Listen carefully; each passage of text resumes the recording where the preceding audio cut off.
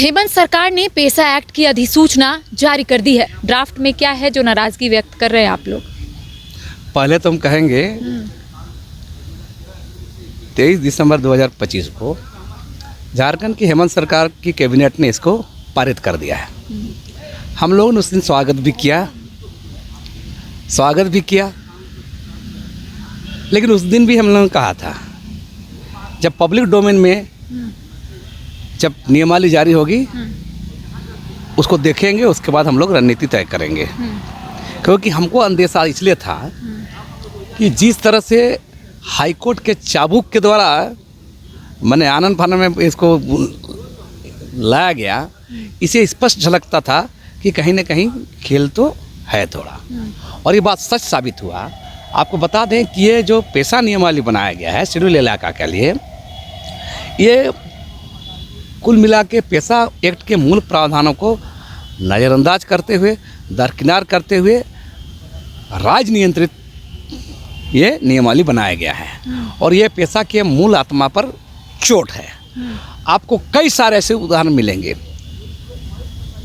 इसको देखेंगे तो बहुत सारे इसमें मिलेंगे। मुख्य बात आपको बता दें, आप गौर कीजिएगा, जो लैंड एक्विजिशन एक्ट, भूमि अधिग्रहण कानून, देश का सामान्य जो कानून है, उसमें 70% किसानों की सहमति का अनिवार्य माना गया है, मापदंड ये है। वहीं देखिए शेड्यूल इलाका में पेशा एक्ट नियमावली विशेष कानून बनाया जा रहा है, विशेष नियमावली बनाया जा रहा है, उसमें आप कर दिए हैं 1/3। तो ये कारपोरेट हित को फायदा पहुंचाने के लिए है। दूसरा, ग्राम सभा के बीटो को ख़त्म कर दे रहा है अधिकार को। पेशा एक्ट के धारा 4 के तहत जितना है, 1 हो, ए हो, एम हो, एन हो, तमाम तो देखिएगा वो तमाम चीज़ों को दरकिनार कर दिया गया है। तो हमारा साफ साफ कहना है कि इसमें कैसे चलेगा, हैं? चाहे वो आपका माइनिंग की बात हो, लघु वन उपज की बात हो, आप ग्राम सभा के अधिकारों को ख़त्म करके आप बोल रहे हैं कि जल जंगल ज़मीन की रक्षा होगा। ये किसको सिखा रहे हैं? तो मेरा साफ साफ कहना है कि ये जो सारा खेल है, ये झारखंड की हेमंत सरकार मैंने नाखून कटा के ये सही दर्जा प्राप्त करना चाहती है, लोगों से ताली पिटवा रही है, और इसी डर से बता रहे 7-8 दिन 1 सप्ताह बाद इसको नोटिस जारी किया गया।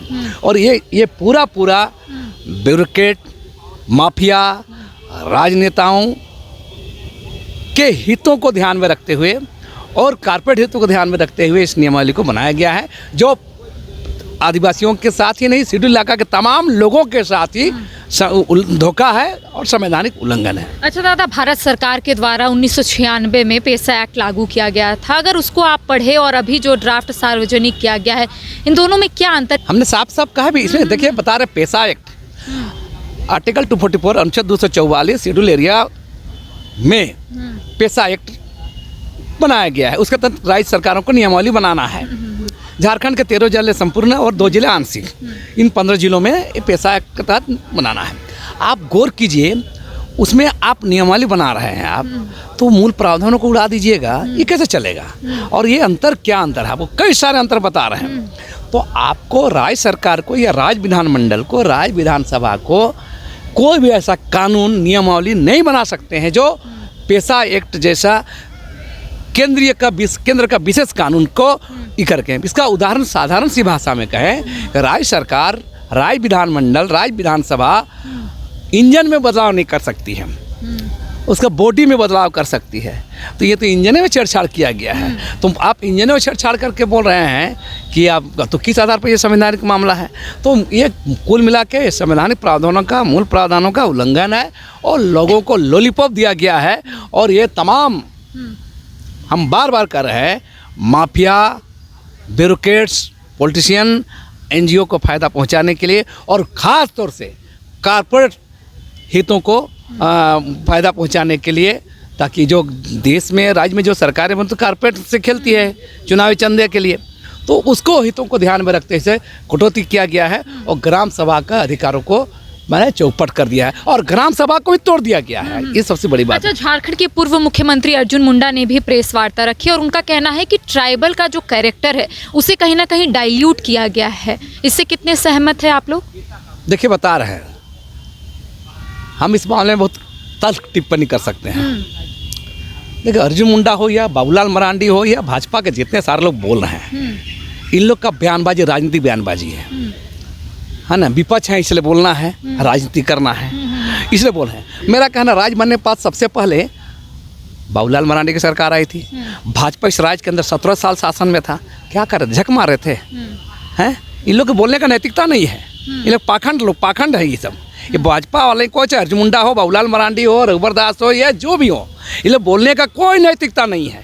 क्यों नैतिकता नहीं है? जब 1996 में कानून पारित हुआ, 2000 में राज्य अलग बनता है, तो उस समय आप लागू क्यों नहीं किए?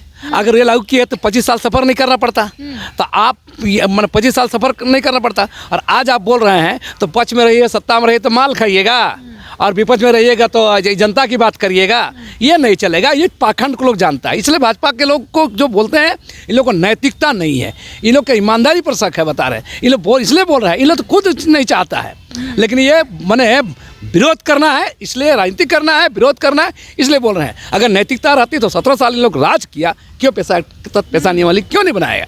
JPRN को उनके लाया था, बाबूलाल मरांडी के समय आया था, जो पैसा एक्ट को ये चौपट करके बनाया गया था, पैसा एक्ट के मूल प्रावधान को तोड़ करके JPRN बनाया गया था। लेकिन सरकार का कहना है कि हम लोगों ने तो समाज के अगुवा से भी सुझाव लिया, उसके बाद ही ड्राफ्ट जो है वो तैयार हुआ है। देखिए बता रहे हैं, इसमें भी बोल रहे हैं ना कैची किया गया है। 450 लोगों से लिखित सुझाव दिया था, 150 लोगों को थोड़ा रखा गया, बाकी लोग जो 300 में जो खास उड़ा दिया गया है। तो ये भी झूठ का पुलिंदा है, सरकार बहानाबाजी कर रही है। और इस बहानाबाजी को इसलिए समझ सकिएगा, पिछले साल जुलाई 2024 के जुलाई में हाई कोर्ट ने कहा था, दिसंबर 2025 बीत गया है ना, और आज 2026 में प्रवेश कर गए हैं।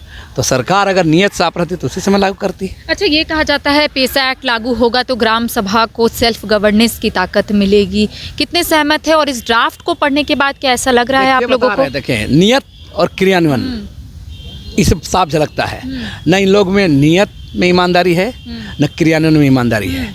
तो मेरा साफ कहना है, जब आप इम्प्लीमेंट करने में आप दूर की बात है, आप नियम बनाने में आपका साथ ही कटौती है, तो बाद में पता क्या होगा आप समझ सकते हैं। अच्छा, आप लोग क्या उम्मीद जता रहे थे कि इस ड्राफ्ट में क्या होना चाहिए जो अब इस ड्राफ्ट में नहीं है? सिंपल सा सवाल है। हाँ।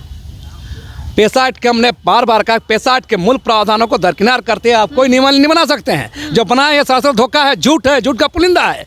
आप पैसा एक्ट के मूल प्रावधान को बदल नहीं सकते हैं, मूल प्रावधान को रख कर ही आप बना सकते हैं। आप उसी पर कैची कर रहे हैं और आप बोल रहे हैं कि हमारा साफ मांग है, पैसा एक्ट के मूल प्रावधानों को सम्मिलित करते हुए, उसको आधार बनाते हुए नियमावली को सुधारा जाए और इसको लागू किया जाए। तो आप लोग क्या इसको लेकर मुख्यमंत्री हेमंत सोरेन से मुलाकात करेंगे कि जो ड्राफ्ट है वो आप लोगों के अनुसार नहीं है, या फिर आप लोग जैसा चाहते थे वैसा नहीं है ड्राफ्ट? इसको लेकर क्या मुलाकात करने का सोचे हैं? बिल्कुल, जहाँ तक हम लोग सदन में तो नहीं हैं, तो हमारा सड़कों पर लड़ाई और कानूनी लड़ाई दोनों रहेगा।